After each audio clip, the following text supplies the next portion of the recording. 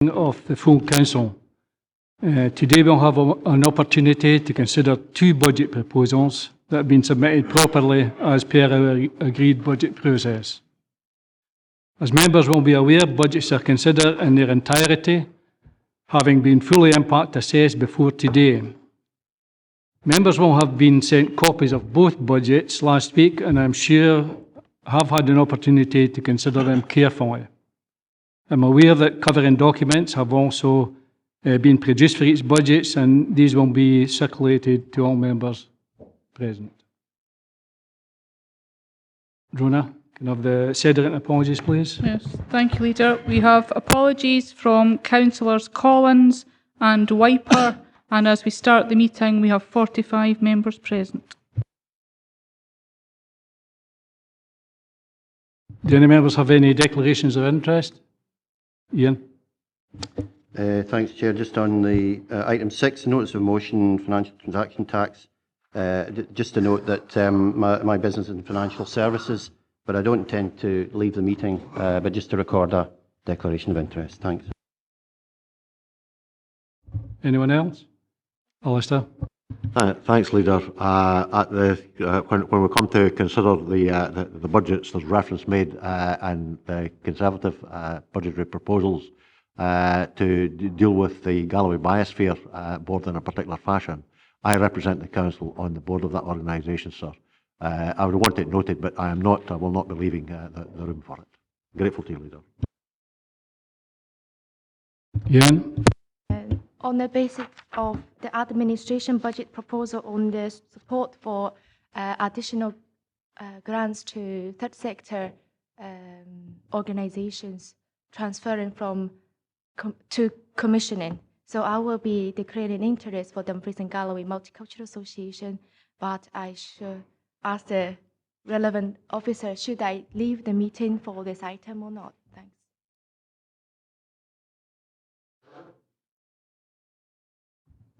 It's a matter for yourself, but it does seem to be quite a general strategic level that we're dealing with this at, so happy that you stay. Thank you very much. I shall stay. Thanks. Okay, no one else? Right, can we move on to item 3, Council Tax Community Charge Restrictions. It's a legal requirement that a member who is 2 or more months in arrear of council tax doesn't have voting rights in relation to fixing council tax and requires to make a declaration to that effect. Can I take it that members are disposed to note the terms of the report and move on?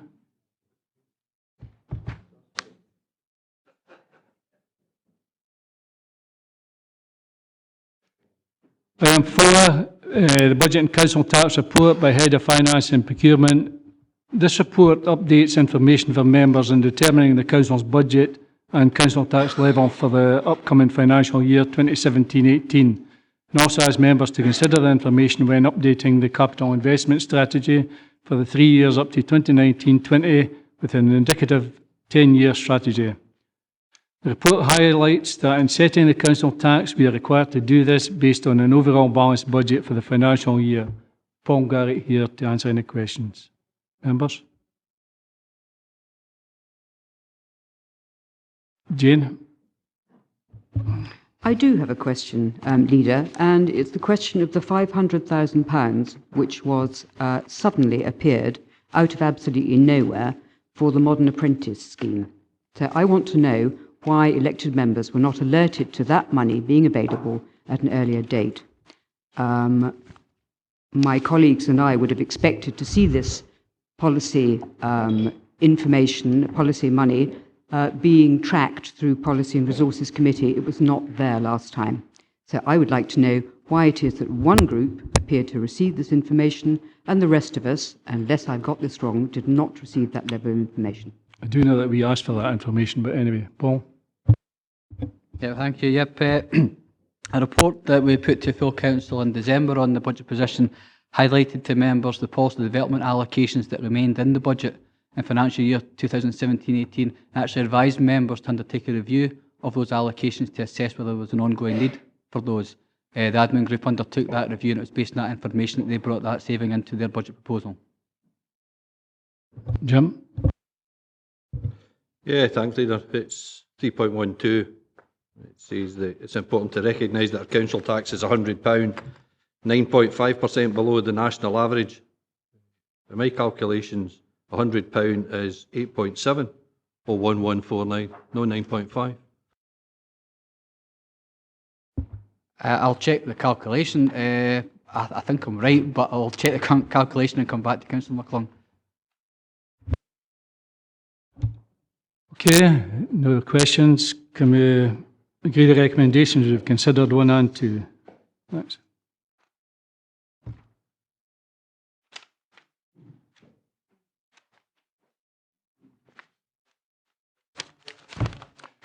Okay, can we move on to item 5, presentation of budget proposals. Can we have the... we'll be handing them out now. Yep. I'll ask for the... I think there's hard copies there for the budget proposals. I'll ask for them to be handed out. Both budgets.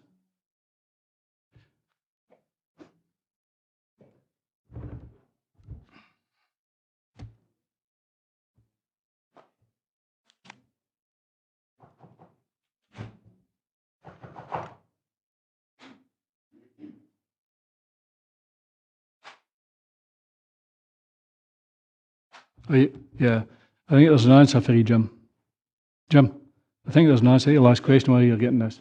No, I just checked what put in the report. I mean, £100 is 9.5% of 1049. So I'm not sure what the alternative calculation approach was.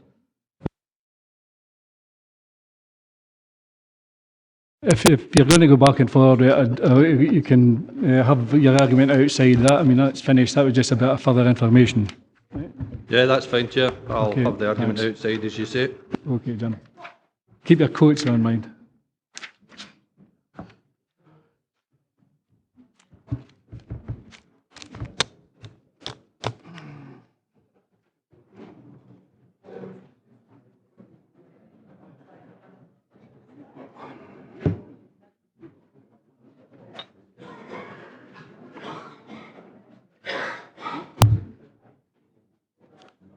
Just see him outside, Jim.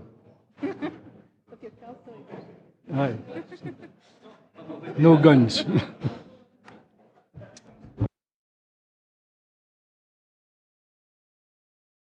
Okay, can we now turn to consideration of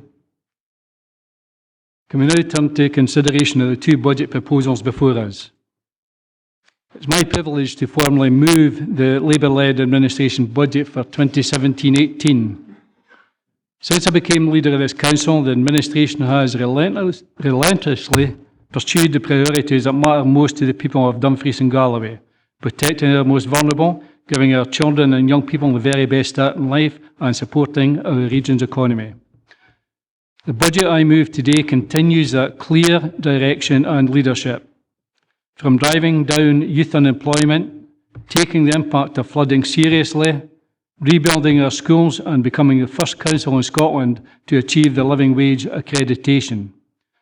The budget decisions of this administration are delivering across Dumfries and Galloway. We have done this in the face of unprecedented cuts in funding from the government, with over £50 million worth of savings made in the past 4 years alone, and a further £16 million to achieve this year. By reviewing every aspect of the way our council works and implementing the radical reshaping of our council structures to reduce the number of departments, we have been able to make those tough savings in a way that not only protects our frontline services, but refocuses funding towards our council's priorities. Today's budget is no different. We have set out clearly how we will close the £16 million funding gap through carefully considered savings and increased income to deliver yet another balanced budget, and we have outlined how we will continue to invest in our region's priorities. There could be no more important priority than education. Despite significant cuts to our core funding by the government, the budget I propose will mean spending on education will rise by almost £1 million next year, thanks to extra funding for learning support and to deliver breakfast clubs in primary schools. That increase in education funding is over £3.8 million if you include the attainment fund. Those breakfast clubs are a key part of our continued commitment to tackle poverty in our region.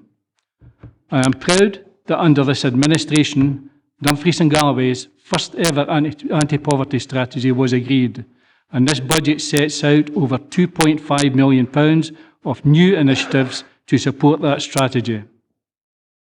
As well as those breakfast clubs, our new £350,000 per year local anti-poverty fund will support local community projects through area committees, and our Links to Work programme will help support more people back into work in some of our most deprived areas.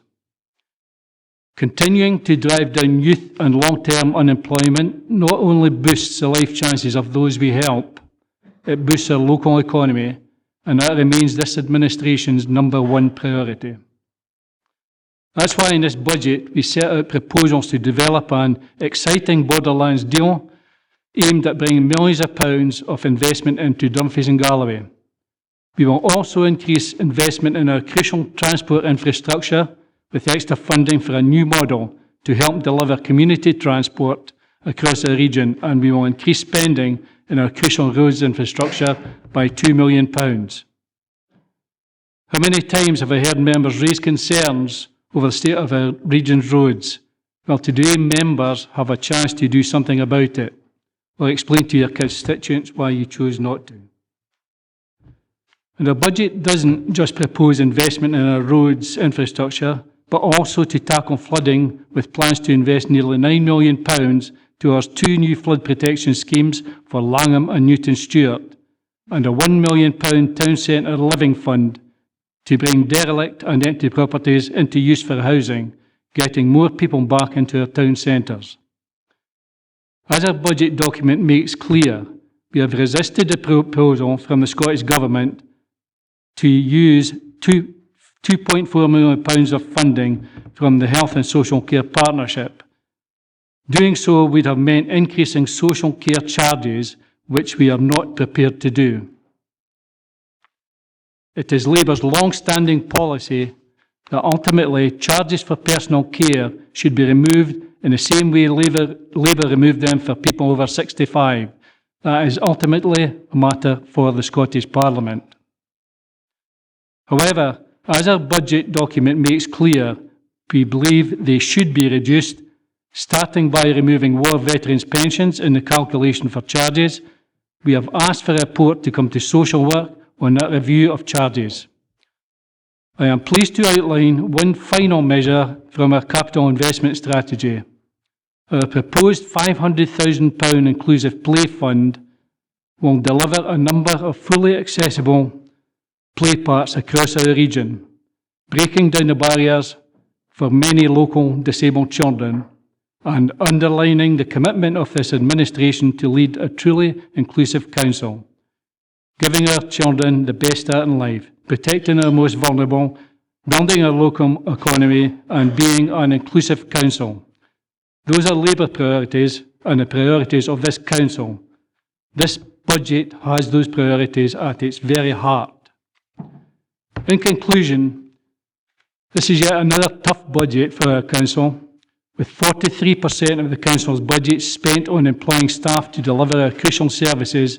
It will inevitably lead to a further reduction in our workforce, which has fallen by 1,100 people since 2007, contrary to some of our outlandish claims we hear from some politicians. I know I speak on behalf of all members when I ask for our appreciation to be recorded for the outstanding work our staff carry out. Whether it is child protection services, the schools that teach our kids and grandkids, the apprenticeships that give young people a future, the home carers that look after the infirm, we should never underestimate just how important the services are that our staff provide day in and day out to support local families from the cradle to the grave. With those thanks, I would formally propose the Labour-led administration's budget proposal. Ted? Thank you, Leader. We have two budgets before us today and two very different visions for Dumfries and Galloway. We have Labour-led administration's vision of giving our children the best start in life, of building our economy, of protecting our most vulnerable, and of being an inclusive council. In contrast, we have the Conservative vision of acting as a conveyor belt for austerity, not just passing on government cuts to our communities, but increasing these cuts. The message from the Conservative Party seems to be, not only will we increase the council tax, but we will hold on to the money it raises while making cuts to frontline services. That's cuts to school crossing patrols, cuts to community safety officers, cuts to our street cleansing operations, cuts in support to local businesses, cuts to grants for dozens of community groups who get their funding from area committees, cuts to our successful major events and festival strategy, and cuts in the number of teachers in our classrooms, with no extra recurring funding for learning support. If you wanted a list of what is important to people in Dumfries and Galloway, then just look at the list of the things that the Conservatives want to cut. The cut in teachers, in particular, could have a major impact on our council. As members know, it is a requirement of our budget to maintain our pupil-teacher ratio. The Tory proposal today fails to do that. It means that nationally, if nationally that ratio is not maintained, the council opens itself up to the prospect of losing funding from the government, not because we can't recruit teachers, but because the Conservatives have chosen to axe the number of teachers. It isn't even as if they plan to invest these savings in other services, but they plan to hold on to the money. Well, this Labour-led administration isn't prepared to sit back and fail to invest in the people of Dumfries and Galloway. So we make no apologies for setting out what is a radical budget to help tackle poverty, to support our pupils with more learning support assistance, to regenerate our towns by bringing people back living in our town centres, to build our economy through the development of a Borderlands initiative, and to invest in our roads infrastructure and our play parks. We do this by delivering a balanced budget through savings that don't impact on frontline services. Whilst there is no difference between the budgets when it comes to council tax, as both maintain the council tax in Dumfries and Galloway as the lowest in mainland Scotland, there are differences when it comes to charges. Labour's proposals will freeze charges for sport and leisure and burial charges, and we will scrap charges for child burials. As I said at the start, we have two very different visions before us today. For those who have not tabled a budget, they will have to make a choice. A choice between the Tories' unnecessary cuts in many frontline services or Labour's budgets that makes the best use of our resources. By focusing on our council's shared priorities, jobs, education, and protecting the vulnerable. I do not hesitate to choose Labour's proposals, and I have no hesitation in seconding the administration's budgets.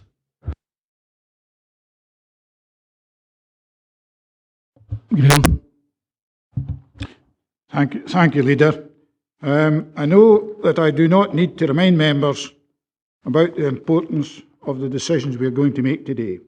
However, before we get down to the details surrounding the budgets, I would also like to ask that this chamber joins me in showing their appreciation to the work of our staff and officers, and in particular Paul Garrett and Gillian Ross and the team, who have done all the work they've done to assist political groupings during the budget development process. Thank you both.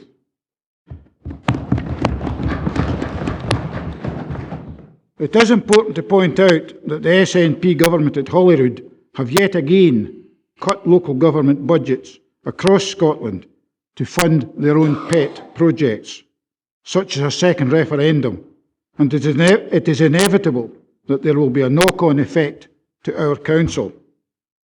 Whatever that SNP try to tell you, there is no real term cut in their funding from Westminster.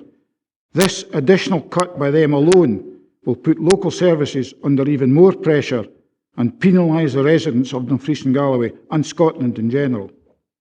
One would wonder if this is why the SNP group in Dumfries and Galloway Council have not submitted a budget here today. Obviously, they are supportive of their government's stringent cuts. It is regrettable that this SNP government has inflicted on this council the need for an additional saving of £15.96 million. This can only mean one thing, and that is a reduction of the services our residents in Dumfries and Galloway currently receive. It is also necessary for this council to increase council tax by 3% across the board to assist with the funding gap. All thanks to the SNP. In difficult economic times, it is important to have a steady hand at the helm, which will continue to focus on delivering the priorities necessary for an improved Dumfries and Galloway. But are we really saying that this Labour administration has been a steady hand? I don't think so. Let's look at the track record. Dumfries Schools Hub started at a cost of approximately 40 million, and now for half the original scheme, it's to cost 70 million. The escalating costs of a flood prevention scheme for Dumfries, which has already cost the taxpayer 1.8 million to get to this stage, and we aren't even out of the consultation rounds. And the refusal to look at a SKIO or ALIO, which could potentially save the council up to £1 million. We now have a reduction in modern apprentices and the suggestion of a new anti-poverty strategy that states an additional 2.5 million, when in actual fact none of this is new money. This Labour administration failed to spend £1 million of poverty money last year and is using money set aside for next year. I do hope families in poverty have not had to struggle just to enable this Labour administration in massaging their ego. Having listened to the interests and needs of the residents and businesses based in Dumfries and Galloway, the Scottish Conservative and Unionist Group in Dumfries and Galloway Council are pleased to set out our direction of travel today. We are unanimous that the resources we have should be directed to the priorities that will see all of Dumfries and Galloway remain open for business. We have left flexibility in our budget, and subject to further reports to members and risk assessment, we commit to moving forward with 1. Spending more money on our roads network across the region, both in our towns and our rural communities. We will introduce additional carriageway repair teams. In addition, acknowledging the need for better working practices between community transport initiatives and other providers in rural communities, subject to reports and consideration by members, we will set aside up to £50,000 from our Flexibility Fund to bring forward projects. Monies from the Flexibility Fund will also be used for additional roads maintenance and environmental project work. 2. The reversal of the White Sands Flood Prevention Scheme, which in our opinion is a waste of £25 million of Scottish taxpayers' money, and something that many residents and businesses in Dumfries and Galloway do not want. As I said earlier, this has already cost in excess of £1.8 million, and all we've seen for this is some scaffolding poles and some green canvas. If we are in administration, at the first opportunity, we will stop this scheme. Subject to a report back to this council, we would seek to quickly work up a SKIO or ALIO for leisure facilities across the region. Again, as I said earlier, this has the potential to save the council up to £1 million per year. Subject to a further report consideration of establishing a further fund of up to an additional £200,000 for the ASL Mitigation Fund. Backing the bid for the ownership of the Galloway Viking Hoard and subject to a further report to members, we would commit to spending an additional £50,000 from the Flexibility Fund to assist in its development, appreciating the substantial economic and tourist impact that this will bring to the region. And subject to a report to committee on the establishment of an enterprise zone for Stranraer, we will use an additional £50,000 from our Flexibility Fund to work with the Scottish Government and the soon-to-be-formed South of Scotland Enterprise Agency to pump prime business development in the far west of the region.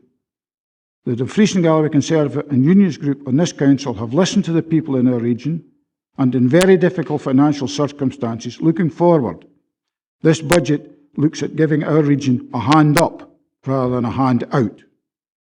On behalf of the Conservative Group, I propose this budget to members as read. Ian?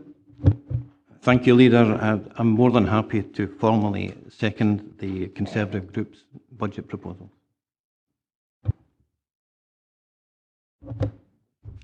Okay. Go to the vote. Members? Ian? Self, Leader, you're referring to there? I think that's a yes. Was it me you're talking about there, Yeah. Leader?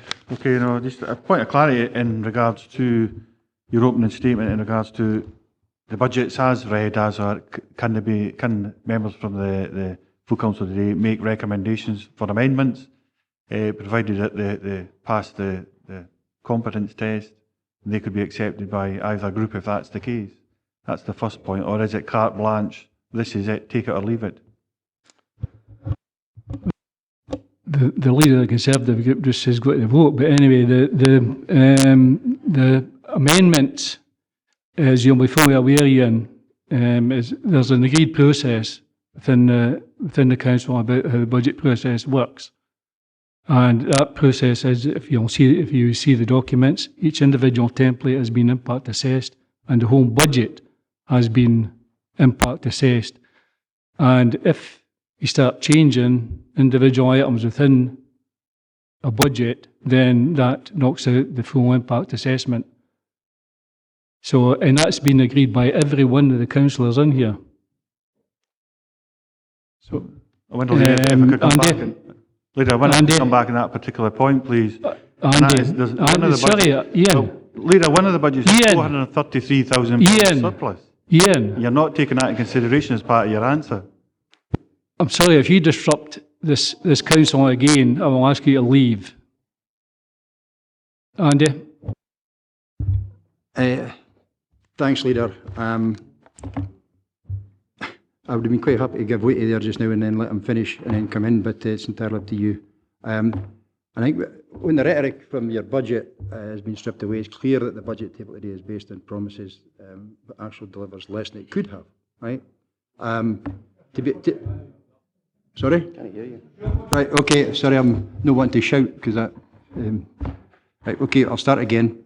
Right, when the rhetoric from the administration has been stripped away, it is clear that the budget table today is based on promises but actually delivers less than it could have. To be fair, there is much in this budget that we can support. If I had grasped the olive branch offered at full council in December, we could have had a consensus situation here, but that was sadly dismissed out of hand. So what we've got here now is an adversarial process, pitting budget against budget, and the lessons learned and the farce that ensued last year could have returned, but fortunately they haven't. Therefore, we as a group decided that we would not play that dangerous game and instead issue a statement of intent in our election manifesto, and that decision was not taken lightly. Right. Like last year's budget, you promised to tackle poverty, maintain modern apprentice numbers, support our most vulnerable residents, and this budget again appears to support your flagship policies, but the reality though is actually really quite different. What we have in your budget are increases in school meals, halves the support for a modern apprentice scheme, fails to take the full £2.4 million deduction against the IGB contribution. All this is achieved is that this region has lost £600,000, which could have been used to offset, for example, the modern apprentice reduction. It does not change that the reduction has been made from central government to the NHS budget.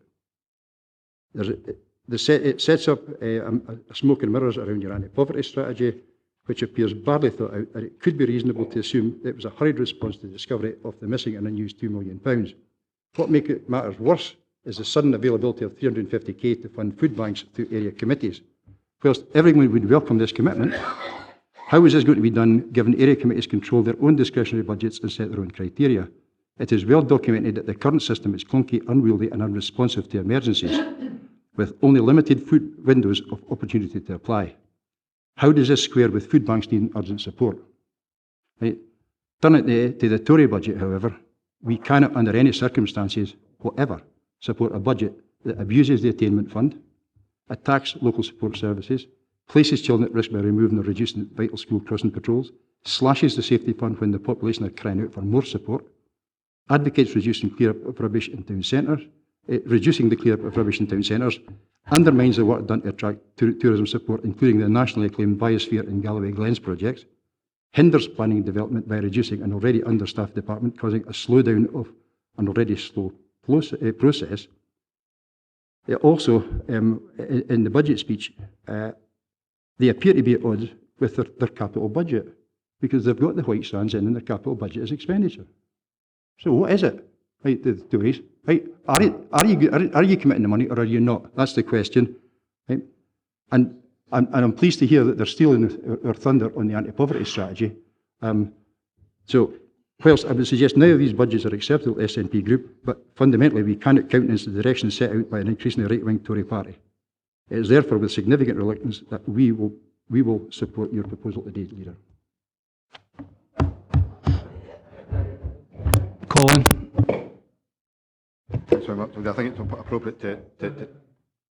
appropriate to respond to a few things. The only difficulty I've got is responding to the Conservative budget because they appear to have rewritten it halfway through their own speech. First time I've ever seen a budget from a party in this chamber actually rewritten by that same party before they've even tabled their budget. It's quite a remarkable sight that they seem to have ripped up most of what they actually put in the document. Let's be very clear, what we're voting on today is this document here, not the speech that Councillor Nicholl just made, where he frankly made it up as he went along, clearly embarrassed by some of his own proposals. Because let's be absolutely frank, the proposal, for example, to reduce teacher numbers when we don't actually have to balance in the books is going to leave this council open to the prospect of having some of that funding removed. It's astonishing that the message from the Conservative group seems to be to the people of Dumfries and Galloway, you're going to put your council tax up, but we're not actually going to spend the money, we're going to hold on to the money, and we're going to make cuts to everything from community wardens through to school patrols.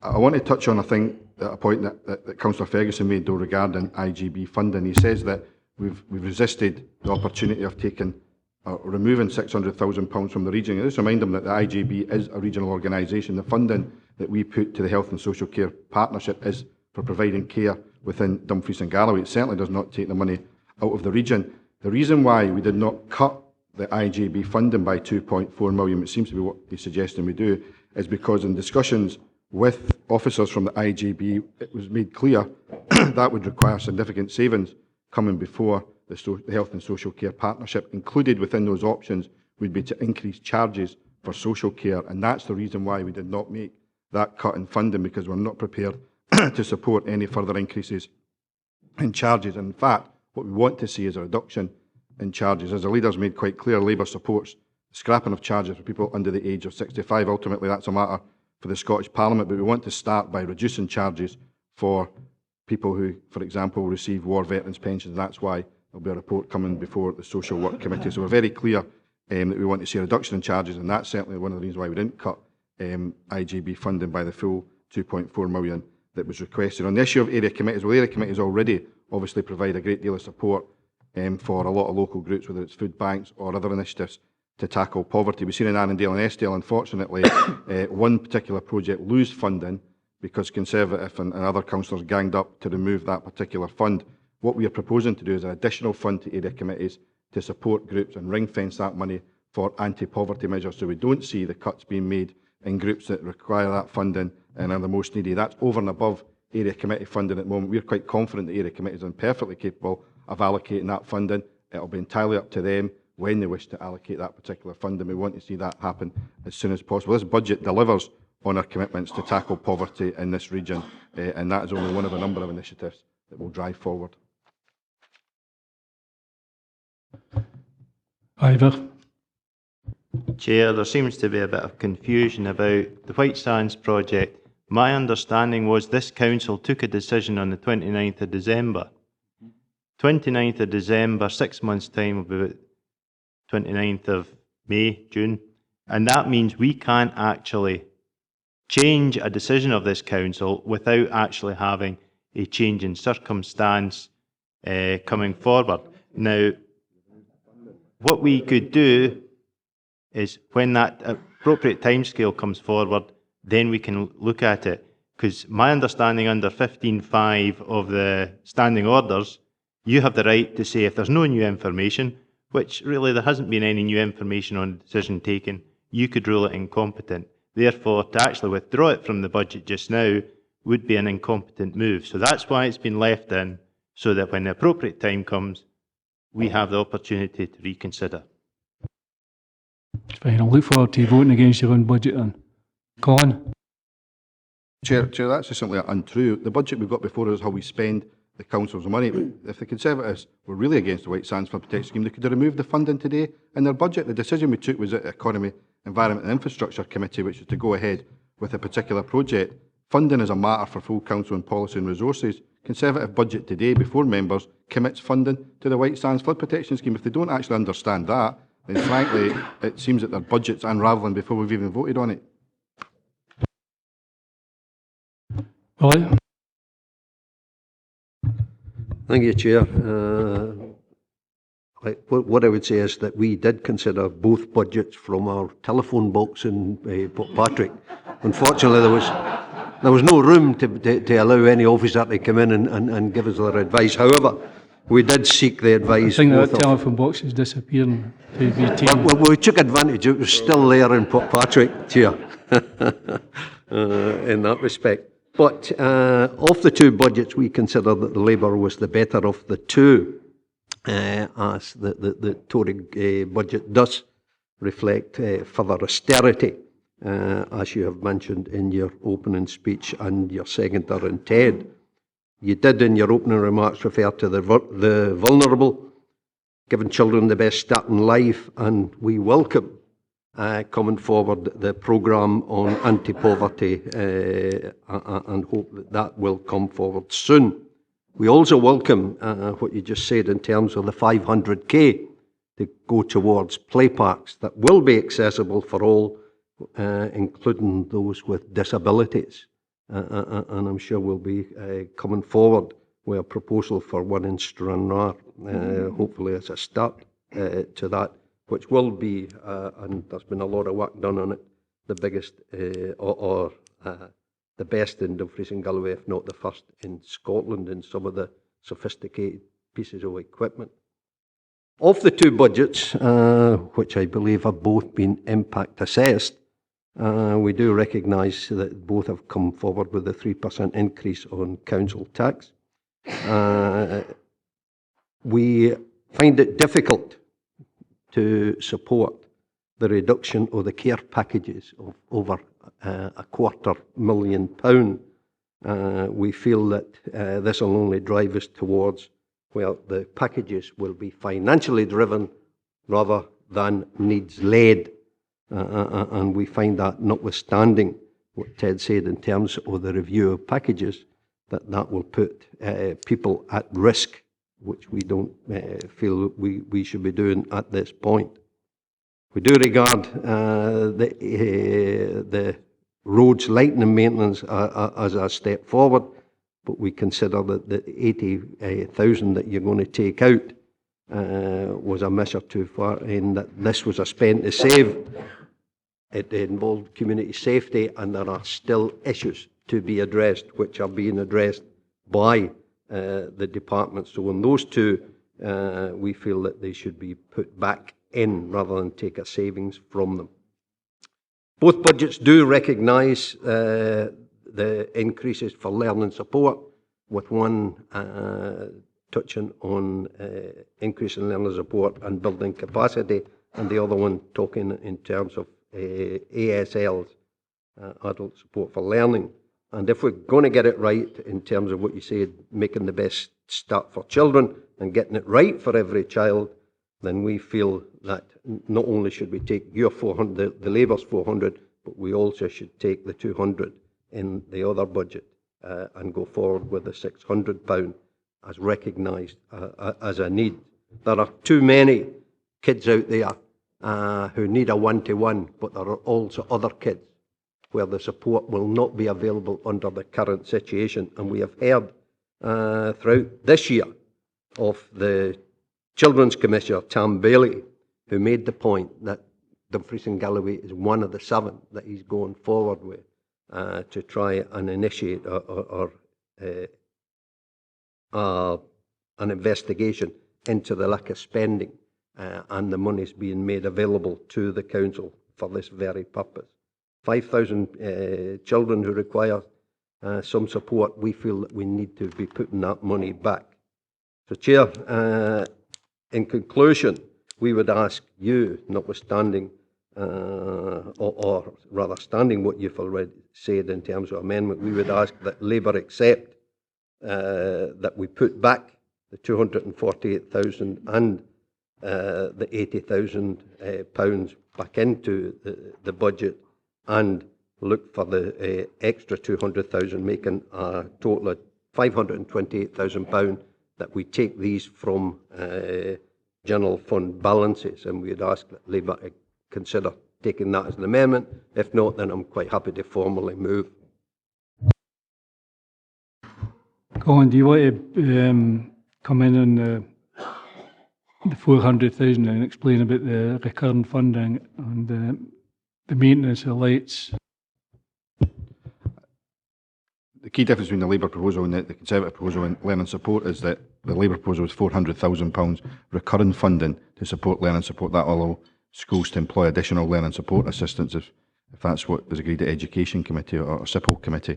Conservative proposal is obviously on the mitigation funding, and it's a one-off. We can't obviously take both forward because you can't spend the same money twice, but certainly Labour's proposal is recurring. And the savings in relation to the street lighting is based on the fact that because we now have new, for example, LED lights, put simply, we don't need to change them, the bulbs, as often as we did in the past. There's a saving there because of the more efficient use of the lighting that we actually have. So that's almost an efficiency saving. But I think most people agree that the lighting is actually improving the region, and that investment will continue, and that allows us to reduce the amount of money we spend on maintenance, because frankly they don't need to be changed as often as they did in the past.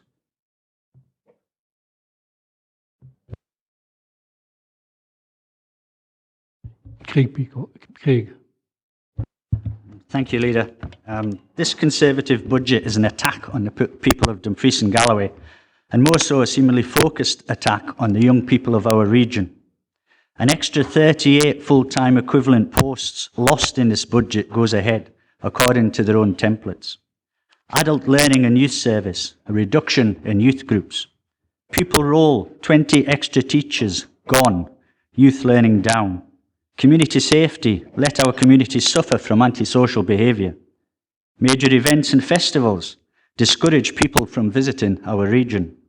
School crossings, put our young people at risk. Street cleaning, keep our communities untidy. Economic development, cut support to our businesses. This is a message sent from their budget, yet they want to keep the discount for second homes. The people losing their jobs or having hours cut might not be able to keep their own home, never mind a second. And they will keep £433,000 in their back pocket for a rainy day. Happy to fund a Viking horde, but not our vulnerable. And that is why the Tories were committed to history. Is this a way forward for the people of our region? I say no. Thank you, Leader. Alistair? Follow that, Leader, as the man said. Going back, Leader, to comments that were made earlier, the point I would like to make is that we've had our financial travails over the last number of years. To an extent, sir, I would have to be candid and say that at least part of these were self-inflicted, because if you go back to events, for want of a better term, at the time of the budget setting in 2006 and 2007, the then administration talked about an eye-watering increase in council tax of 6.9%. The Labour opposition view ultimately prevailed, i.e. an increase of 3%. But the knock-on effect of that, Leader, has been, as was already pointed out in the preceding item of business, that funding available to support council services in this region is consequently £6 million per annum lower than would have been the case if the council's council tax were at the national average. The plea I would make, sir, is quite simple. You know, we want to provide, I'm sure we all do, effective, quality, value for money services, and these ultimately have got to be paid for. Now, nobody wants to pay more than they have to, but I would hope that, you know, the salutary experience and the impact that has had over the years on this council will be borne in mind going forward for the future and will not, in fact, be replicated. I'm grateful to you, Leader. Dick. Thanks, Leader. I would have liked to have shared our great Liberal Democrat budget with today, but there was a last-minute computer glitch which I was just about to press the button and it all disappeared. It must have been the same.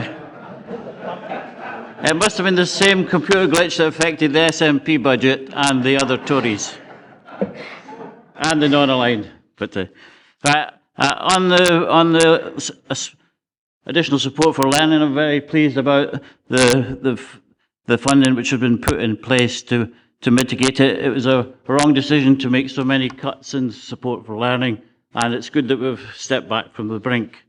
I would just like to question Councillor Smith on this. He's quite quick to point out mistakes by other groups' budget decisions or budget proposals. This is policy development funding, so it can't be part of the ongoing revenue funding, because policy development funding is for 1 year or 2 years or 3 years. So what we would have to do to make it established in the permanent budget would be to actually move it into the core budget of the council. I think that's what we've got to have a plan for that, and I'll ask Councillor Smith what his plan is to make sure that it is entrenched in the core budget. Do you want to answer that, Colin? I can happily list the dozens of examples of policy development funding that we then put into core funding. We're absolutely clear, and our template is very clear. This is recurring funding going forward, not just for 1 year. If future administrations want to rip that up, then maybe they can say today if that's what they support, because we know the Tories don't support recurring funding for learning support. If other groups wish to reiterate that point as well, but Labour does. Jane? I think my colleague has put his finger right on it. This is a 1 year only budget, and while we absolutely prefer the administration's approach to the additional support for learning money, we think it's quite wrong to suggest that this is ongoing money. It's not. It can't be. Can't dictate that at this point. I am pleased to hear that the ALIO is mentioned in the Conservative speech. I think that's absolutely appropriate. You know that we've been talking about that for years. It's quite bizarre that this council continues to pay non-domestic rates when it's making its own people support that when it should come from elsewhere. It's been a nonsense for years. I will say, Leader, I absolutely support your proposal on borderlands as a basis for a capital bid. That's absolutely correct. However, overall, what makes you really believe that this is deliverable? You didn't, after all, deliver on last year's savings. And you used change fund monies to balance your books last year too. I am glad to see that's not the case here. Can I have some assurance that you think this will really work? Yes. Jim? Yeah, thanks for allowing me in, Leader. Considering it was myself that caused a bit of controversy last week regarding the anti-poverty funding and being accused of misleading the public and peddling utter myths. The utter myth is I welcome the use of the 17-18 £1 million that is being allocated today as regarding the local authority, the local anti-poverty funding of 350,000. I find it quite strange that we actually commissioned research to inform our anti-poverty funding, yet the allocations are being made not on the research, but merely on the same way as we divide up the area committee budgets. If we want to look at the research, the way that £350,000 would be allocated would be slightly different. However, I do welcome the fact that anti-poverty funding is being used now. However, I'll just point out, it's not a myth. There is still £2 million of money from previous anti-poverty funding that is still there. That is not a myth. As regarding the Conservative budget, they go on about stringent cuts. Yes, we've had cuts. Yes, they may have been stringent. So why then are they proposing a budget that cuts it even more than necessary, so that they've got some money in their back pocket? They also complain about the cost of DLT Phase 1 rising. Their party voted to actually raise DLT Phase 1 by £20 million. I'm sorry, you can't vote to raise it and then complain about the rise. Go on. It's not true that there's £2 million unspent in anti-poverty funding. We've committed £1 million here today, and then up to the next administration, if they wish to make that recurring, which will use up the £2 million, or they wish to focus that on other areas. I hope, as a Labour administration, I hope that we continue the initiatives here around breakfast clubs. I've been in the Scottish Parliament where other parties have voted against that initiative. But hopefully members will support that today. But £1 million of that £2 million is allocated in today's budget. More proposals, of course, will come forward to Communities Committee as part of the mapping process, and members may wish to include future the Labour proposals that are here today and make them recurring. Ian? You're back in after. Ian? Thanks, Leader. A couple of points. I mean, one of our core duties as the council is to look after the most vulnerable. And when I looked at this, it's difficult to see, but fair enough, I've had clarification on it from both the political group themselves and the officers of the council. But you look at the adjustment in relation to delegated adult social care budget, it does show that the Labour administration 1.8 and 2.420 million from the Conservative budget. But then the line below it does then go out to say that, listen, there's £720,000 ring fenced with the Conservative budget to mitigate against that. So that's in real terms £1.7 million the Conservatives have done against the Labour administration. And you go further back down and come back, pick up on the point of what Councillor Scobie was talking about earlier, to review the high care costs packages. That is the most vulnerable people we have in Dumfries and Galloway. I cannot vote with that. Not a chance. And there's other amendments which you would like to... I mean, this should have been, I think, with the size of with the minority administration, this should have been a joined-up approach when it comes to budgets. But you're taking your strong stance in regards to that. So I'm not getting a chance to speak. Everybody else does, but not me. That's what I'm asking people. Excuse me. Just let Ian speak, please. No, thanks very much for that, Leader. Then. But I mean, I've made my point. The Conservative budget, in real terms, has an less effect on the most vulnerable people within our society in Dumfries and Galloway. So I will be supporting that budget.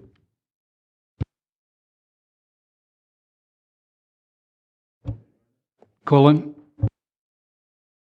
If Councillor Carruthers thinks that the Conservative budget's protecting the vulnerable, then he's obviously reading a completely different budget than I certainly am, and maybe it's because the Tories changed their budget halfway through the speech today. Let's be clear, the £700,000 mitigation that he talks about is not committed funding. It's a pot that's set aside that you may or may not use. You're cutting £2.4 million from IGBs.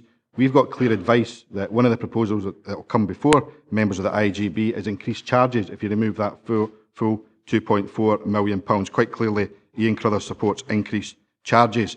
If you talk about the funding around and the savings around high cost packages, one of the savings within that is actually caring for people within this region rather than caring for people out with the region, which is significantly more expensive. If you bother to read the Labour budget, you'll see that's a continuation of work that he supported in previous budgets, extended to more people. I think that's a positive move. It's certainly not a particularly negative move. And how many times have I heard Ian Carruthers come along to EEI committee and talk about we need to spend more money on our roads? Well, he's got an opportunity here today to spend £2 million on his roads. He's going to go back to his constituents tonight and say he voted against £2 million on his roads. He's going to go back to his constituents to tell them he voted against breakfast clubs, he voted against extra funding for his area committee. When all the groups come to Annandale and Estill area committee to see Councillor Crothers, he'll have to explain why he thinks area committee funding should be cut by £300,000 and he's opposed to an anti-poverty fund of £300,000. If that's his way of protecting the vulnerable, then it's clearly a very different Tory way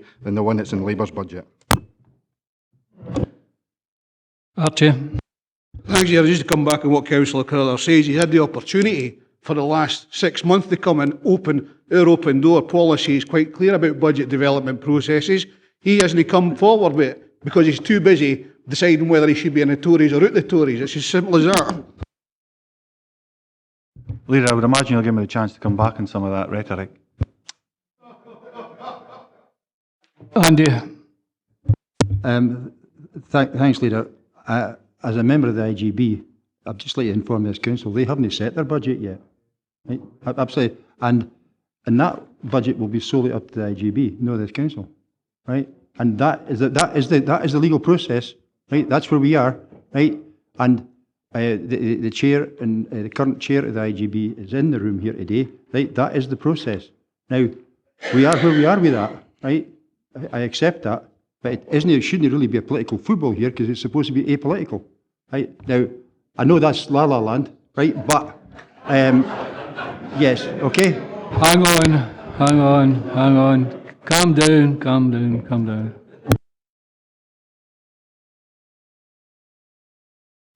Graham. Thanks, Chair. I know which group I belong to. I don't suffer an identity crisis problem. Probably nobody else would have Willie and I, but that's for another day. If we can rewind a bit, Willie put a motion on the table. Having listened to Colin Smith explain the £80,000 in the lighting scheme, I'm quite happy to drop that out of the motion if Willie will accept it, and that we go to take £448,000 out of reserves. All around the Chamber, I've heard people express concern for the vulnerable in society. I reckon Willie's proposal is the one idea that's come into the Chamber today that would guarantee to protect them, albeit only for a year, but I think we've reached a consensus that we're only setting a budget for a year. And let's be realistic, that's all we can hope for at the moment. So if Willie's motion is acceptable, I would quite happily second it. Just one thing. Colin said about the care packages. The care packages, what you're actually going to vote against, you're going to vote against providing care on a home basis, providing care in region. That's what you're actually voting for. You're actually voting to stop people, to kick people out the region. You're actually voting for families having to travel out of the region to visit their family. This is actually, the saving is, yes, we provide the expertise in the region for the care packages for people that, no, you're not getting in, Willie. You're actually providing, we're actually wanting to provide care packages in the region for vulnerable people. And what your motion is actually doing is saying no. You're saying no. You're saying provide them out of the region, don't bring them in. So, I feel quite passionate about this because, you're treating individuals as a big group that you can just move about from place to place wherever you want. So, and by the way, if you wanted to put a budget forward and you wanted to put that in your budget and get it assessed individually by your templates and individually and as a budget, you had the opportunity to do so. You choose not to. You choose to snipe from the sidelines. Opportunistic. Chair, I take objection to that. I wasn't aware I or Councillor Scobie were sniping, and an apology would be acceptable if you care to give one. No. Peter. Thank you, Leader. If it was acceptable to both the Leader and the Conservative group, I would support the Conservative budget if the 433,000 surplus was put into learning support. I trust the impact assessment has already been made. Impact assessments, I'll say again, is an individual template, and The Conservative group is nodding that. It's individual, it has to be risk assessed in that manner, and then it's a whole budget impact assessment, which everyone agreed to.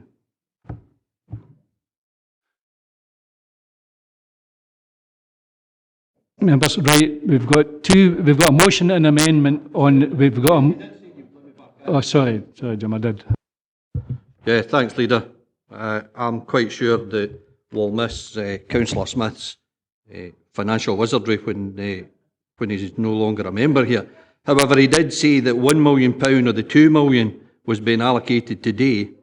If that's true, that means £1 million of the £2 million that's already sitting there, that has been confirmed by the Finance Department, will be sitting there unspent as of the end of 16-17. Does that mean that the £1 million that the Labour administration proposed to put in 17-18 will not be forthcoming? And that means there's only £1 million left unspent? Or is the £1 million that the administration has already proposed for 17-18 will go back in, which takes the unspent money back up to £2 million? I won't miss Jim's financial wizardry. I mean, let's be clear, there's £2 million available. The budgets today propose £1 million of investment in anti-poverty measures. That reduces that figure to £1 million. We can have a debate about historically not using particular figures. I remember the previous Conservative SNP administration. I know that's a coalition that people like to airbrush out of history, but the previous administration set aside £500,000, for example, for 3 years running to mitigate against welfare reform measures and didn't actually use any of that funding. To be fair, part of it was held back because of the potential for the living wage for social care. But there's £1 million of that £2 million committed today. If members wish that to be recurring, that uses up the full £2 million. If during the course of this financial year you wish to spend it on other measures, then it's open there. But the money is there to spend on anti-poverty measures, and it's ring-fenced for that purpose. We're carrying out a mapping process at the moment within the Council on anti-poverty measures, and I'm sure those proposals will come forward through the Communities Committee, and there'll be a lot of positive proposals because that money will be protected for this financial year. Right. We've got a motion, we've got an amendment. Chair, on a point of order. Point of order 10. In terms of fairness to members in this chamber, if you care to look it up. Chair, could I say it? Chair, could my point of order be heard? Chair, could I have my point of order heard now?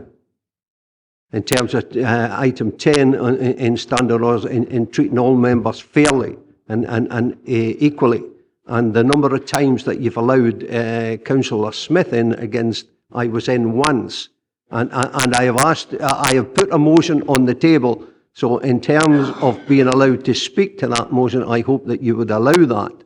And the motion has been, or the amendment has been moved and seconded.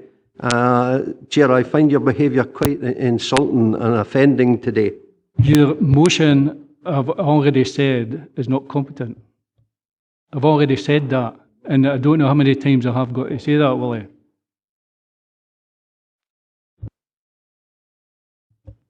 Okay, we've got a motion, we've got an amendment.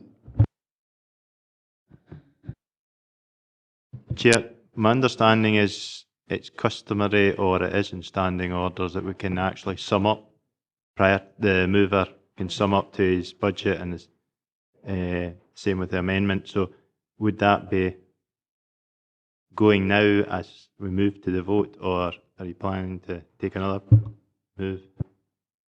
I've presented the budget. We've had the debate on the budget. You've got a budget in front of you, so you know I'm quite happy. If you want to say something else. Chair, could I sum up on the debate as I see it? We've had it. You've put down a motion of your budget. I've put down an amendment with our budget. Some of the things that have come up within the debate have been, I wouldn't say spurious, that would be too strong a word, but they have been stretching the truth slightly. we were led to believe, with regard to the White Sands, that we could not take that out of the budget at this point, because a decision had been taken by full council on the 29th of December to go ahead with that, and it's a 6-month rule comes in. So at the end of that 6 months, if we were in administration, we would certainly be looking at that again. With regard to 433,000, we've asked for various things. We would be asking for various items which I mentioned in my budget speech to go through the various committee process to give us an answer, so that we could then take these forward if they were found to be appropriate, and also meeting with the will of the committee. The £720,000 in the IGB that we have left in for mitigation, if the IGB really needed that money and could prove to us that they needed that money, we would be willing to leave that money within the IGB for future use. The bottom line is that we are faced with 15.98 or 96 million of cuts this year, and the prospect are that for the next 2 years we will be looking at another 20 million each year thereafter, according to present information that's available. So this is just a start. We've already taken considerable sums of money out of the council budget, and we are very aware that there will be considerable amounts of money will have to come out in the future, and that is a daunting prospect for all councillors, because we've been retreating we've been cutting for some time, and the bottom line is that we need to find savings so that we can progress the budget, the council budget, in time to come. So I have no problem in commending our budget to the council, and I would propose, Chairman, if you're happy, that we go to the vote at this point. Right, can I just make clear that the two budgets that are on the table is ours and the Conservative budget. You've got the documents in front of you, and that's what we'll be voting on. Okay. The motion is the Labour-led administration's budget for 2017 and 18, moved by the Leader and seconded by the Deputy Leader, and the amendment is Dumfries and Galloway Conservative and Unionist Council Group's budget proposal for 2017-18, moved by Councillor Nicholl and seconded by Councillor Blake. So we'll go to the vote. Leader? Motion. Deputy Leader? Motion. Councillor Bell? Amendment. Councillor Blake? Amendment. Councillor Brodie? Councillor Carruthers? Amendment. Councillor Karen Carruthers? Amendment. Councillor Carson? Amendment. Councillor Davidson? Motion. Councillor Dempster? Motion. Councillor Dick? Motion. Councillor Diggle? Councillor Dryborough? Motion. Councillor Dykes? Councillor Fairbairn? Amendment. Councillor Ferguson? Motion. Councillor Foster? Motion. Councillor Geddes? Motion. Councillor Gilroy? Councillor Groom? Amendment. Councillor Yen? Amendment. Councillor Hislop? Amendment. Councillor Lever? Motion. Councillor McCaughtrey? Motion. Councillor McClung? Motion. Councillor McComb? Motion. Councillor McCutcheon? Motion. Councillor McGregor? Councillor McKee? Motion. Councillor Maitland? Motion. Councillor Mail? Amendment. Councillor Marshall? Motion. Councillor Martin? Motion. Councillor Nicholl? Councillor Ogilvie? Motion. Councillor Peacock? Motion. Councillor Prentice? Motion. Councillor Scobie? Disappointed you didn't accept our amendment, but magnanimous in that I will support the Labour's budget motion.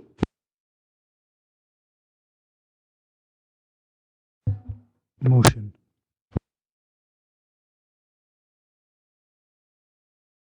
Motion. Motion.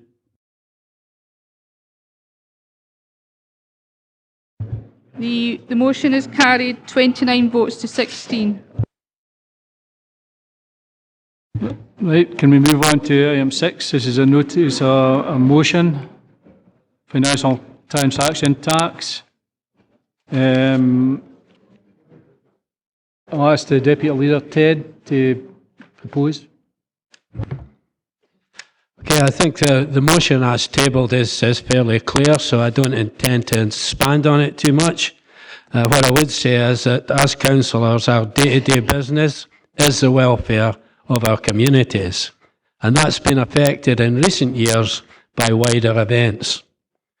Since the financial crisis of 2008, our communities have been made to pay, sometimes with their jobs, sometimes with frozen or lower wages. And that's been because of the mistakes by a small financial elite. As councillors, we all do our best to preserve the services that people rely on, but the impact of central cuts since 2010 makes our job increasingly difficult. So I believe it is important that we show our support for a potential alternative to this austerity. At least 10 European nations, including Germany and France, are moving ahead with financial transaction tax on shares, bonds and derivatives. And I believe the UK government should be following that example, and I move that we pass this motion. Archie. Thanks, Leader. I think this is an opportunity, something this authority should get behind. The FTT involves a very modest tax on shares, bonds and derivatives transactions in the financial markets. It is reasonable to ask a few thousand financiers to pay a modest tax, which would raise 8 billion and invest wisely could create tens of thousands of jobs across the country, helping to drive up employment in our authority area. The government and all political parties need to be bolder on the FTT, putting the interests of ordinary people above the narrow concerns of a small subset of the financial elite, and I endorse the motion. Happy to second it. Members? Andy? Thanks, Leader. Just like to echo the comments of Ted and Archie there. I think any committed person with any socialist values whatsoever actually has to agree with this. And I'm happy to go with it, although it's a free vote for our party, but I'll certainly be backing it. Willie? Yeah, Chair. Pleased to see the motion coming forward and to support it, and delighted to see that Labour's coming forward with at least a progressive tax proposal. So delighted to support. Ivor? Chair, maybe someone could clear up a point for me. Under 3.2 of the covering report, in my reading, I may have got it wrong, it quite clearly states that the FTT is a tax levied on transaction financial instruments, etc., and it includes banks, investments, pension funds as well. What would the effect of the financial tax be on our pension fund with regard to the council's workers? I know within the body of the motion it says it doesn't apply to this, but within the actual paper it says it does apply. So could we just have that cleared, please?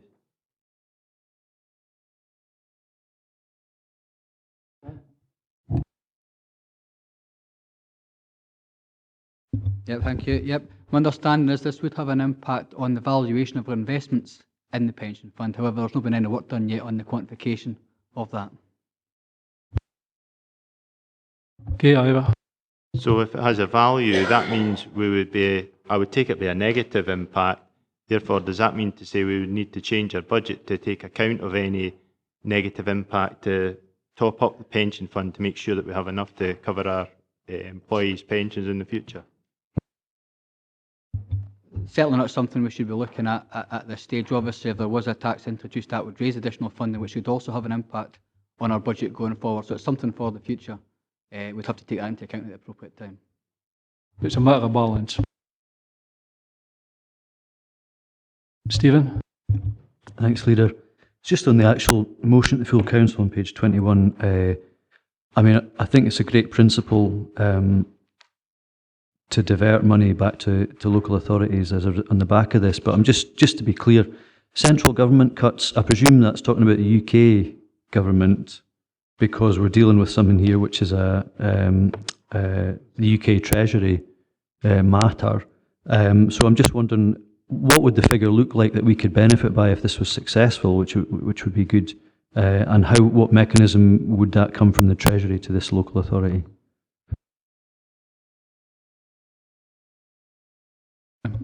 Paul?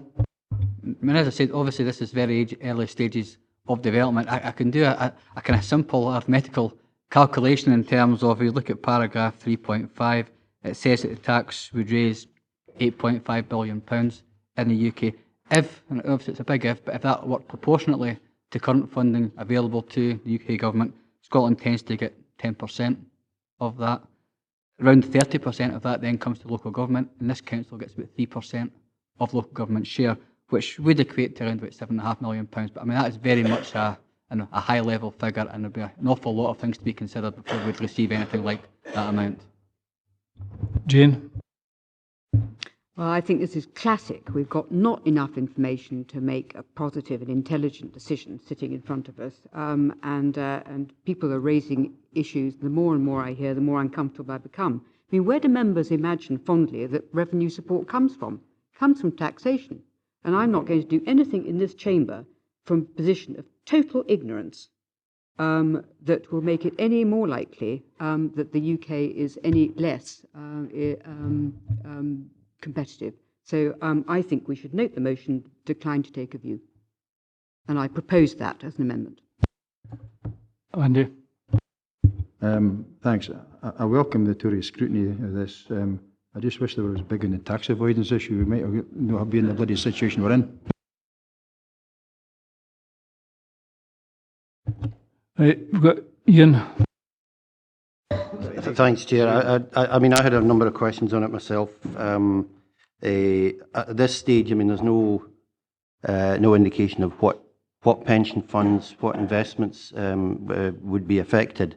I mean, my understanding at this point is that what would be sensible to do is to be examining the FTT without actually asking for it to be imposed across the board. We can't do that because, as someone has already raised, Ivor had already raised, we don't know the impact it'll have on our own local government pension fund. The sensible thing, I think, is to ask for it to be advanced and proposals to come forward. But I don't think I'd certainly be comfortable asking for it to be enacted at the moment. It can't be. Ted? Just to perhaps clarify a little, the financial transactions tax is aimed basically at short-term speculators on the market. Pension funds tend to be very long-term investments, as those who sit on the pension committee know. I believe it would have very limited effect on pension funds and local government, and it is aimed at those people who come in and out of the market and make a lot of money, and it's a very modest tax on them. Right, we've got a motion. Is there an amendment? You moved the amendment, but... Chair, I would second Councillor Maitland's amendment that we don't take a decision on this today. That's fine. We've got a motion and amendment. May I clarify that my amendment, because of the lack of information? I don't think I put that at the end of it, because of lack of information. Thank you. Okay, we have a motion as per the paper and an amendment simply to note the motion and decline to take a view due to lack of information. Leader? Motion. Deputy Leader? Motion. Councillor Blake? Amendment. Councillor Brodie? Councillor Carson? Oh, sorry. Councillor Davidson? Motion. Councillor Dempster? Councillor Dick? I think, Chair, at this point, given the comments I made, I'm going to remove myself from the room, given the declaration of interest and what I mentioned before. Councillor Diggle? He's gone. Councillor Dryborough? Motion. Councillor Fairbairn? Amendment. Councillor Ferguson? Motion. Councillor Foster? Motion. Motion.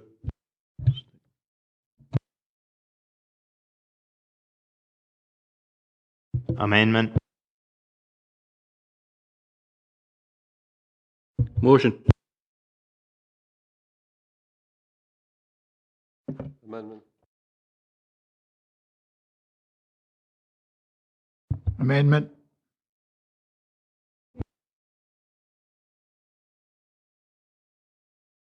Motion.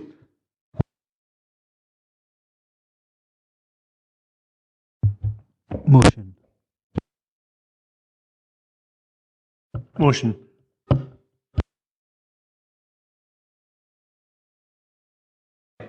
Okay, the motion is carried, 23 votes to 11. Okay, item 7, I have no urgent business. Thank you.